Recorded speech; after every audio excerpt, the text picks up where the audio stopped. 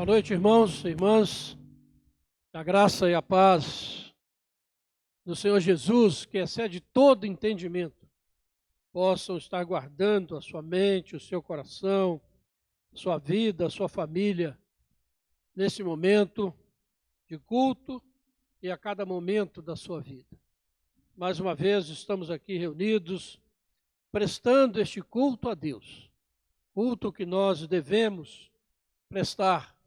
E fazemos isso com alegria, com gratidão, porque o Senhor tem sido bondoso para conosco.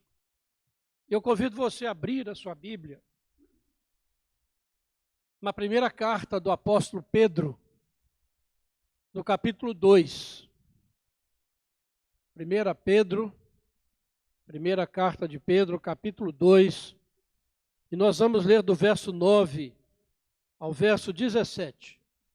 O texto no qual se baseia a mensagem, a palavra que Deus tem para o nosso coração nesta noite. Diz assim a palavra de Deus: Vós, porém, sois raça eleita, sacerdócio real, nação santa, povo de propriedade exclusiva de Deus, a fim de proclamardes as virtudes daquele que vos chamou das trevas para a sua maravilhosa luz. Vós sim, que antes não erais povo, mas agora sois povo de Deus, que não tinhais alcançado misericórdia, mas agora alcançastes misericórdia. Amados, exorto-vos como peregrinos e forasteiros que sois, a vos absterdes das paixões carnais que fazem guerra contra a alma, mantendo exemplar o vosso procedimento no meio dos gentios, para que naquilo que falam contra vós outros, como de malfeitores, observando-vos em vossas boas obras, glorifiquem a Deus no dia da visitação. Sujeitai-vos a toda a instituição humana, por causa do Senhor, quer seja ao rei como soberano, quer as autoridades como enviadas por ele, tanto para castigo dos malfeitores, como para louvor dos que praticam bem. Porque assim é a vontade de Deus, que pela prática do bem, façais emudecer a ignorância dos insensatos, como livres que sois, não usando todavia a liberdade por pretexto da malícia, mas vivendo como servos de Deus. Tratai a todos com honra, amai os irmãos, temei a Deus, honrai ao Rei. Amém. Senhor Deus, nosso Pai, estamos com a Tua palavra lida e aberta diante de nós. Nós sabemos que essa palavra é inspirada pelo Senhor. Essa palavra é inerrante, essa palavra é eterna. Por isso nós pedimos a Deus que o Teu Espírito Santo, neste momento, possa aplicar essa palavra ao nosso coração, ao coração de cada um que nos assiste, cada um de nós que estamos aqui, ó Pai, possamos ser alcançados pela Tua palavra nessa noite, e que ela possa prosperar na vida da Tua igreja, segundo o Teu propósito, e para a glória do Teu nome. É o que nós te pedimos e te agradecemos em nome de Jesus. Amém, Senhor. Amém. A carta de Pedro foi escrita para a igreja que estava dispersa na Ásia Menor.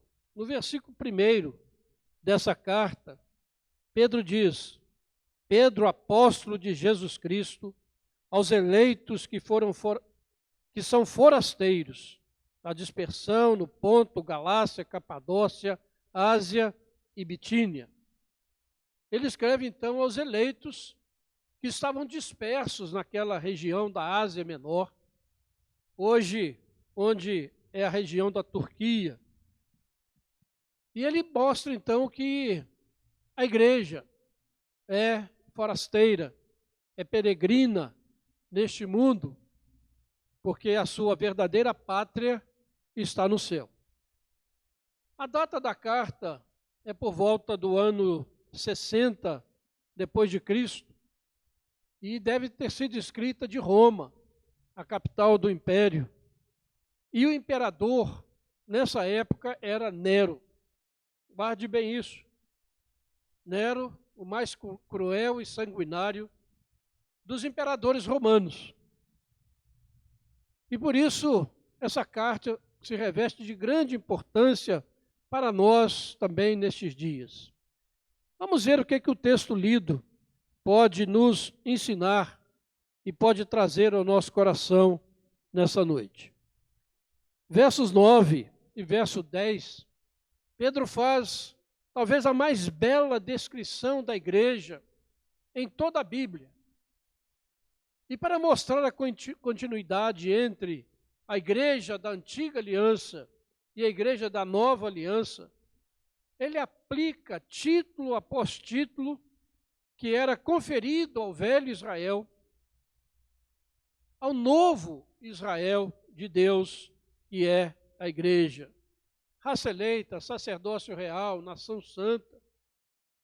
E esses títulos, irmãos, são aplicados a nós, membros da igreja, a nós que fomos chamados e destinados a revelar os propósitos de Deus e a cumprir os propósitos de Deus para toda a raça humana. Então, preste bem atenção, é isso que nós somos aos olhos de Deus. Nós somos chamados para ser uma comunidade real, de pessoas que fazem mediação entre Deus e os homens, sacerdócio, e que por meio da adoração fazem Deus o centro da sua vida e que usam seus dons para glorificar a Deus no serviço ao próximo. Somos a grande comunhão de pessoas diferentes, unidas pelo sangue de Cristo, para sermos a sociedade na qual a humanidade irá realizar os seus verdadeiros ideais, encontrar a plenitude de vida. Somos o povo que pertence unicamente a Deus. Somos o peculiar tesouro de Deus. Somos o seu favorito objeto de afeição. Veja bem, irmãos e irmãs, no meio desse horror que nós estamos vivendo, da incerteza, da insegurança, ouça aquilo que o próprio Deus diz a seu respeito. Diz a respeito da igreja. Essa igreja que ele comprou com o seu próprio sangue. E Efésios 5, 25 diz: Cristo amou a igreja e a si mesmo se entregou por ela. Nós somos a genuína comunidade dos discípulos de Jesus, que mostra pelo seu testemunho a diferença que a fé em Cristo faz na vida de uma pessoa que adora a Deus em espírito e em verdade, pela mediação única de Jesus Cristo. Uma igreja que está engajada em oração e na intercessão, um sacerdócio real a favor de si mesmo e a favor de todas as pessoas. Uma comunidade que foi chamada, como diz o texto, para proclamar os maravilhosos feitos em Cristo, daquele que nos tirou das trevas do pecado e nos transportou para o reino do Filho do seu amor. Proclamar os maravilhosos feitos de Deus em Cristo Jesus. Que privilégio, irmãos. O texto diz que nós estávamos perdidos no mundo, dispersos, mas que hoje nós somos o povo de Deus, um povo que foi alcançado pela sua maravilhosa graça. Por isso, em nome de Jesus, ouça e creia naquilo que a Bíblia diz o que cada membro da igreja é. O corpo de Cristo, aquilo que nós somos diante do nosso Deus, Criador e Redentor. Coisas grandiosas e extraordinárias. E que essa certeza, irmãos, daquilo que nós somos aos olhos de Deus, entre no seu coração e na sua mente, nestes dias de angústia, de perplexidade, e leve conforto ao seu coração, leve paz, segurança à sua vida, sabendo que quem cuida de você, este Deus maravilhoso, que te chamou pela sua maravilhosa graça. Nós temos uma missão, irmãos, e vejam bem qual é a missão da igreja, a fim de proclamar os maravilhosos feitos de Deus em Cristo. O que significa isso? Significa que nós fomos chamados para pregar o Evangelho das insondáveis riquezas de Cristo. E é importante que nada pode nos desviar dessa missão gloriosa, confiada somente à igreja. Não há outro organismo nesse mundo chamada para proclamar os maravilhosos feitos de Deus. Pense bem, que coisa maravilhosa essa palavra de Deus sobre quem nós somos em Cristo e daquilo que nós somos chamados a fazer neste mundo. Por isso, irmãos, jamais deixemos que as preocupações deste mundo, que as tribulações de qualquer natureza, ou qualquer outra coisa, apaguem da nossa mente, do nosso coração, estas verdades bíblicas. Que nós possamos nos apegar a elas com toda a força da nossa alma.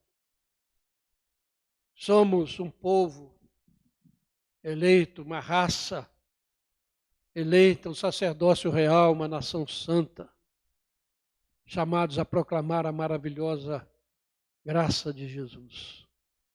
Mas o apóstolo Pedro prossegue na sua palavra e nos versos 11 e 12, motivado por esta visão do que nós somos em Cristo,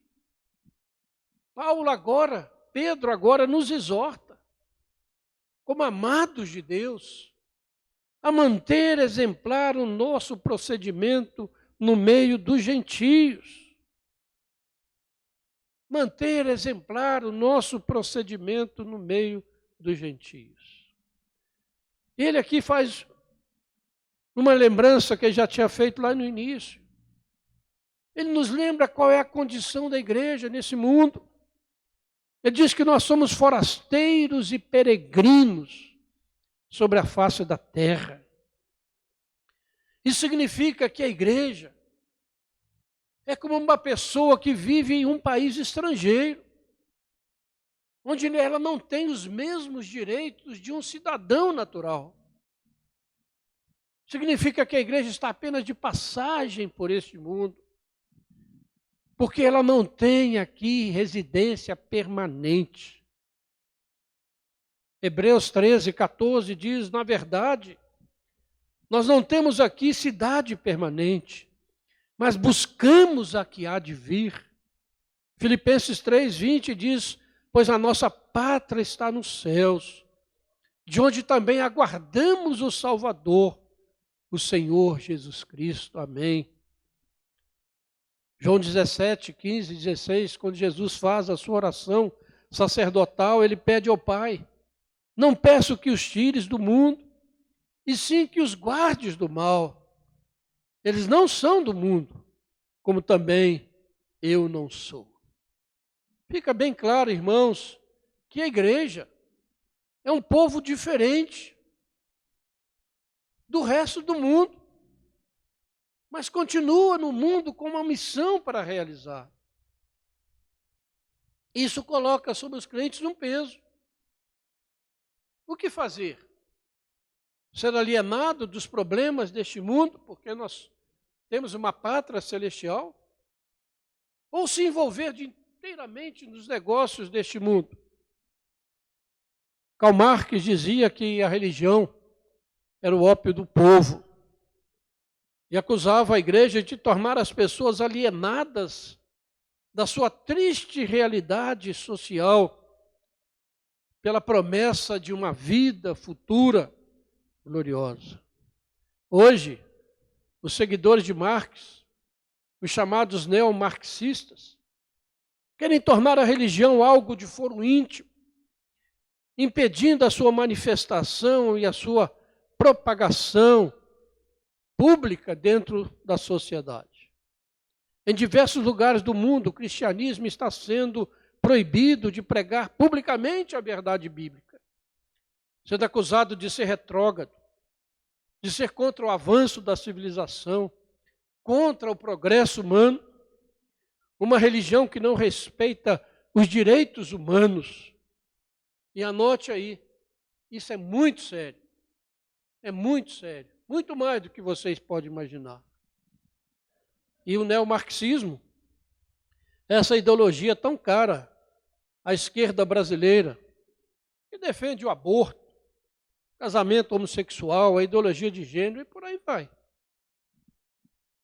É aquela ideologia que coloca os direitos humanos acima dos direitos do Deus Criador. Coloca acima da liberdade de religião. Algo muito sério está acontecendo. Mas por causa dessa dupla cidadania, eterna e temporal, a igreja é como uma nação dentro da nação. Ela está enraizada na eternidade, mas também na comunidade terrena. E por causa desse caráter duplo, a igreja é tentada, por um lado, a se tornar alienada do mundo, ascética, mística, escapista, ou, por outro lado, se tornar secular, mundana, não espiritual, humanista. São dois polos, duas tentações que a igreja enfrenta de modo terrível. Mas quando a igreja se esquece que seus membros são forasteiros e peregrinos deste mundo, certamente ela vai cair em heresia. Ela será despojada do seu poder, perderá o seu caráter cristão e deixará de ser igreja. Por isso, irmãos, a igreja deve ter o cuidado para não se tornar tão invisível ao mundo ao ponto de perder toda a sua visibilidade. Mas ela também não deve se conformar a este mundo ao ponto de perder a sua natureza como colônia do céu. Desse modo, Pedro nos exorta a nos abstermos das paixões carnais que fazem guerra contra a alma e a vivermos entre os pagãos de modo exemplar. A finalidade é que, ao virem as nossas boas obras, o nosso comportamento, o nosso compromisso com o nosso Deus, os inimigos da igreja sejam desmascarados e sejam obrigados a glorificarem a Deus. Nesses tempos de crise, quando Deus visita a humanidade, tanto em julgamento como em bênção. Isso tem acontecido ao longo da história.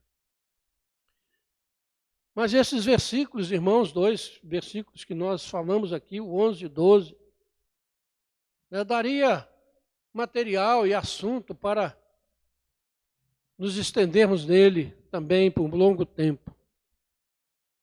Mas eu quero lembrar o que nós somos. Raça eleita, sacerdócio real, nação santa, povo de propriedade exclusiva de Deus, chamados para proclamar os grandes feitos de Deus em Cristo Jesus, chamados a viver de modo digno no meio de uma sociedade corrompida, pecadora, entendendo que nós somos forasteiros e peregrinos. E Pedro, então, prossegue na sua palavra, nos versos 13 a 17. Esse povo, a igreja, que é chamada a fazer isso e viver de modo digno, é exortada agora pelo apóstolo dizendo: sujeitai-vos a toda instituição humana por causa do Senhor, quer seja ao rei como soberano, quer as autoridades como enviadas por ele, tanto para castigo dos malfeitores, como para louvor dos que praticam o bem.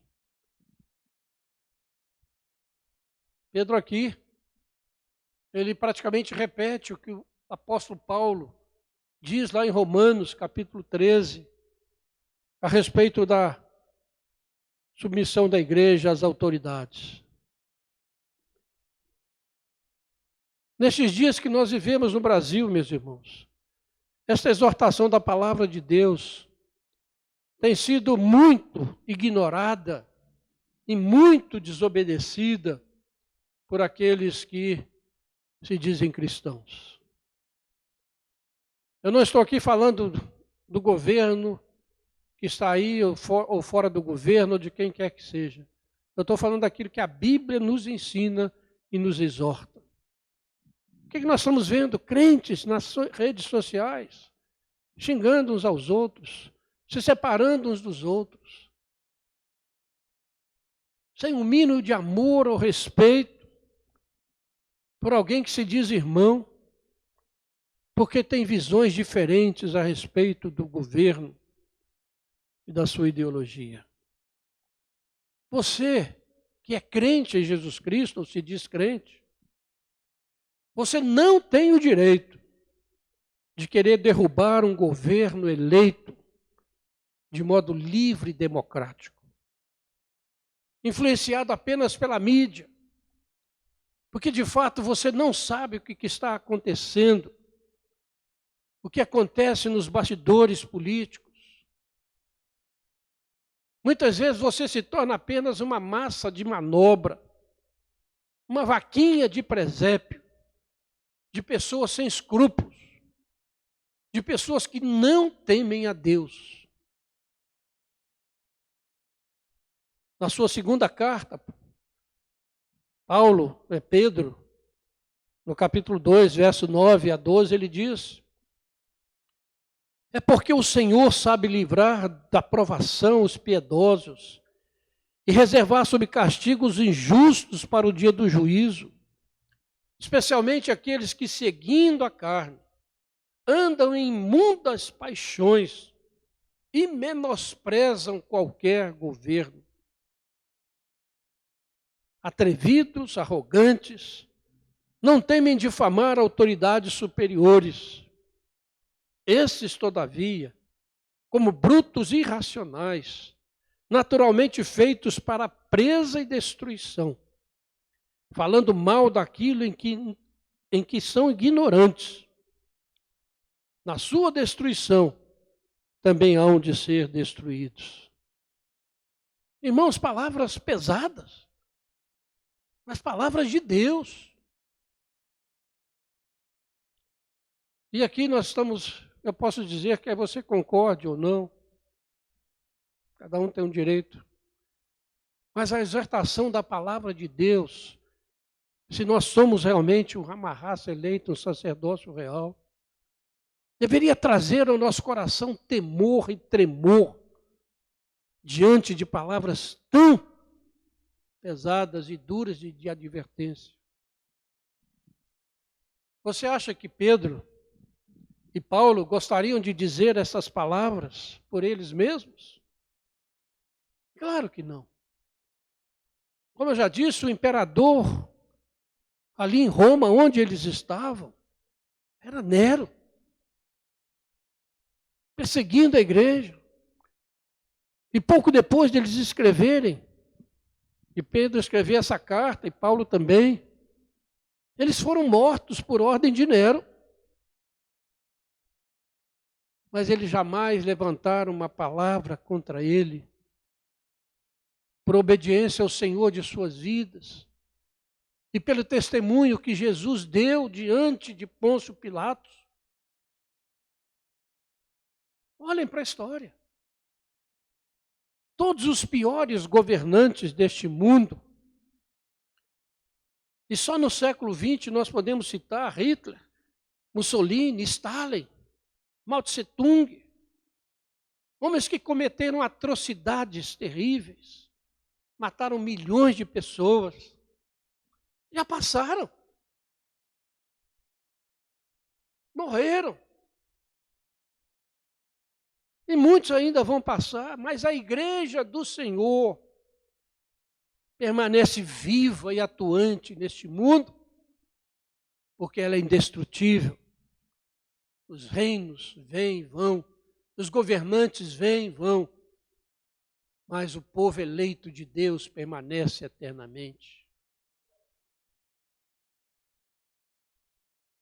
Qual a razão que Pedro dá para que os crentes submetam a toda a instituição humana?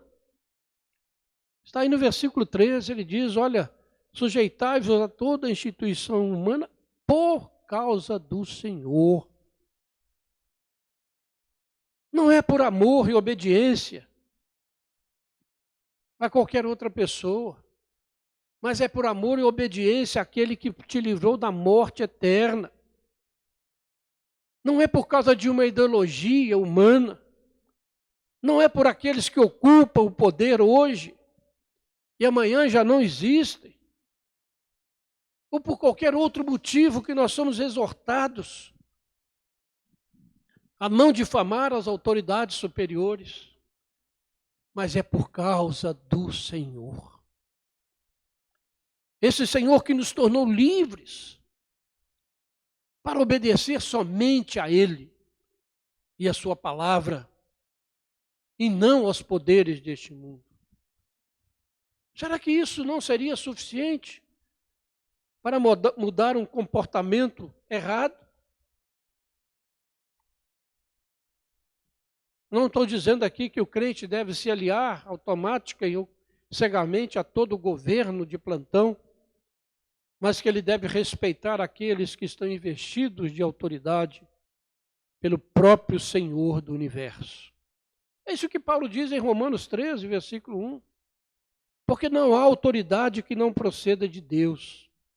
E as autoridades que existem foram por Ele instituídas. De modo que aquele que se opõe à autoridade resiste à ordenação de Deus. E os que resistem trarão sobre si mesmos condenação. Aceite você ou não. É isso que a palavra de Deus nos diz. Eu sei que durante a história da igreja, estes textos têm trazido muitas interpretações e dúvidas. Mas é difícil você não entender o sentido claro deles, por mais que eles nos incomodem. O Senhor, Deus, está interessado na vida secular das pessoas. Por causa dele, o cristão deve cumprir o seu chamado e a sua vocação divina, relacionando o eterno com o temporal, o sagrado com o secular. Mas eu quero que você saiba que não há lugar no cristianismo para, primeiro, uma atitude ascética, que desdenha do secular, ou condescende com ele em ocasiões que lhe interessam.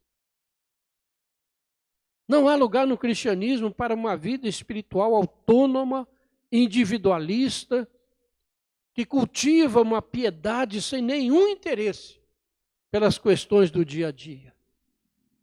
E não há no cristianismo uma dupla lealdade no chamado do cristão. Para Deus em certas questões e para César em outras questões.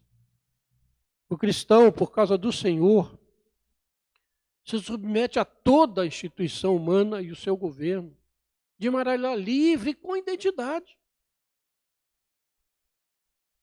Nós somos chamados, irmãos, para servirmos uns aos outros, a buscar o bem do próximo, a nos submetermos uns aos outros no temor de Cristo.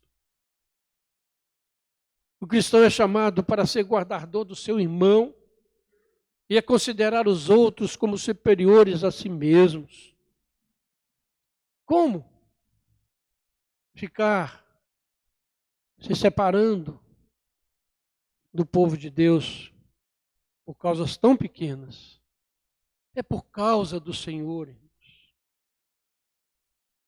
Esse interesse pela totalidade da ordem humana livra o cristianismo de servir aos outros meramente para ganhar um poder pessoal ou uma influência.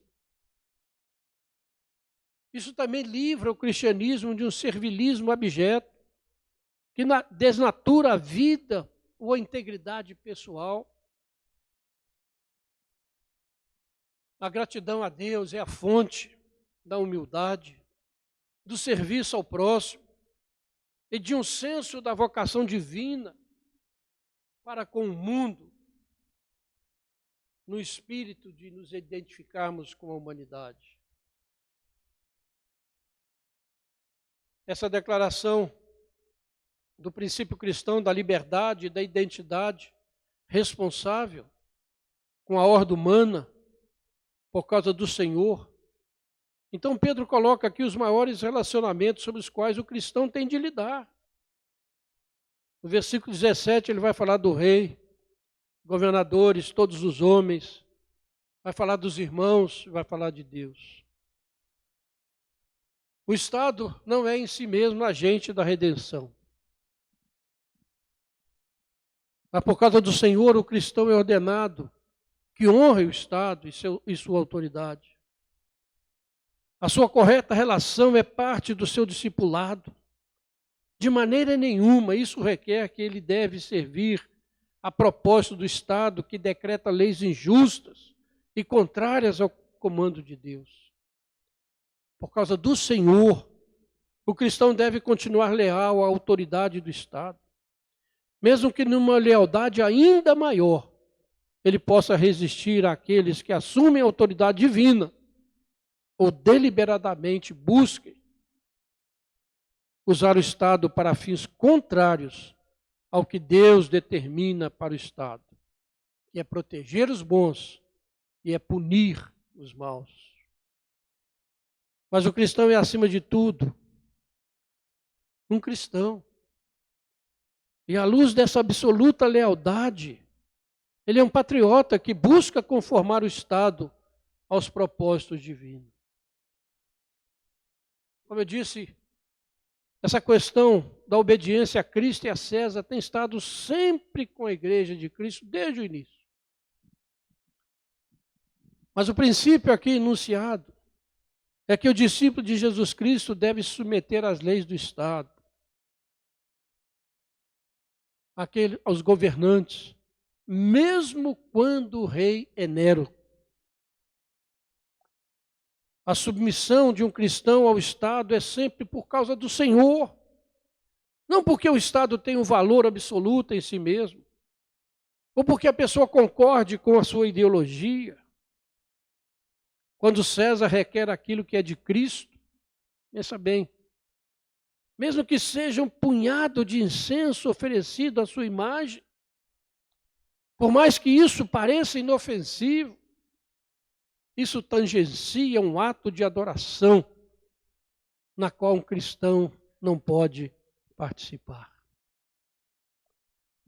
Por isso alguém disse que a encarnação tornou qualquer deificação impossível. E mesmo que César professe ser um cristão, isso não diminui a tensão entre Cristo e César. Porque uma igreja que se torna parte da cultura secular, ela perde gradualmente a sua substância religiosa E é isso que nós estamos vendo no Brasil. Crentes secularizados, cujas mentes foram dominadas por ideologias humanistas anticristãs, expondo suas ideias nas redes sociais, mas são incapazes de proclamar os maravilhosos feitos de Deus em Cristo Jesus. Isto falo tanto para aqueles que se dizem de direita ou de esquerda. A única solução está no Evangelho da cruz, que é loucura para os que se perdem, mas para que nós que somos salvos é o poder de Deus. Por que nós não inundamos as redes sociais com a maravilhosa mensagem da graça de Deus, chamando os seres humanos ao arrependimento e à fé em Cristo? O mundo está mais do que nunca necessitado desta mensagem. Mas o que é mais importante para nós?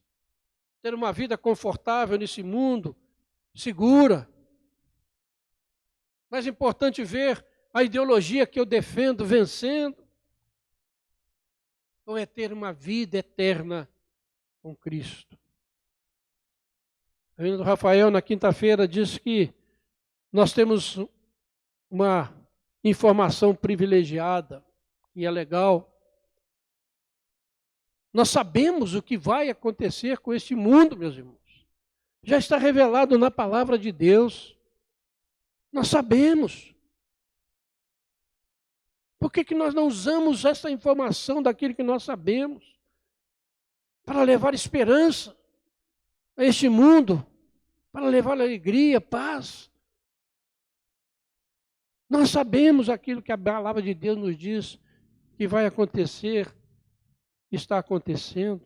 Não podemos reter para nós e ficarmos perdendo tempo com discussões inúteis que não levam a pessoa à redenção, a Jesus Cristo, ao perdão de seus pecados. Verso 17 diz que nós devemos honrar todos os homens. Isso significa que nós precisamos reconhecer em cada pessoa, seja ela quem for, que ela foi criada à imagem e semelhança de Deus, e por isso tem valor. Ele diz que nós devemos amar aos irmãos. Isso significa praticar uma genuína afeição para todos os que estão em Cristo, não importando as diferenças de experiências, de passado, de sua filiação denominacional, uma igreja genuinamente cristã, ou a sua maneira particular de expressar a sua fé. O amor à comunidade cristã, irmãos, está implícito na natureza do Evangelho. É marca da verdadeira filiação divina. Ninguém pode dizer que ama a Deus se ele não ama a igreja do Senhor. O seu amor à igreja, à comunidade cristã, deve ser muito maior do que o seu amor ao governante de plantão, ou às ideologias humanas anticristãs que dominam a mente da nossa nação. Mas ele diz que, acima de tudo, o cristão deve temer a Deus. Isso significa uma santa reverência e respeito. É interessante aqui que este versículo 17 é uma citação que Pedro tirou de Provérbios 24, 21. Mas agora, como cristão, ele muda deliberadamente o verbo.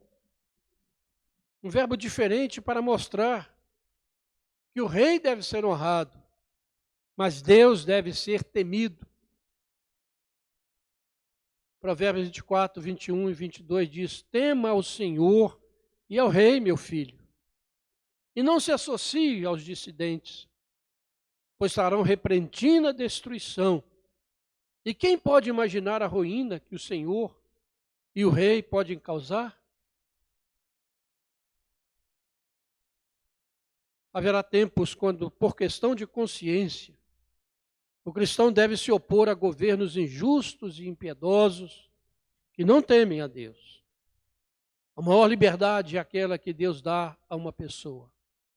O mais alto uso da liberdade é aquele que se expressa em justiça e piedade e não em maldade. Concluindo, irmãos, somos a igreja do Senhor, uma raça eleita, sacerdócio real, uma nação santa, um povo de propriedade exclusiva de Deus. Fomos chamados a proclamar as virtudes, os gloriosos feitos de Deus em Cristo Jesus. Somos chamados a vivermos de modo exemplar em um mundo caído, um mundo que está em rebelião contra o seu Criador, entendendo que nós somos peregrinos e estrangeiros nesse mundo. Somos chamados a calar os nossos inimigos pelas nossas boas obras que glorifiquem o nosso Deus. Somos chamados a nos submeter a toda a autoridade humana por causa do Senhor. Somos chamados a honrar todo ser humano, amar os nossos irmãos acima das nossas preferências políticas atuais. Somos chamados a temer a Deus com reverência, respeito e obediência à sua palavra.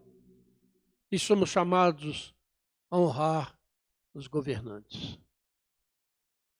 Que a palavra dessa noite possa alcançar o seu coração. Você possa ouvi-la com humildade, porque é a palavra de Deus.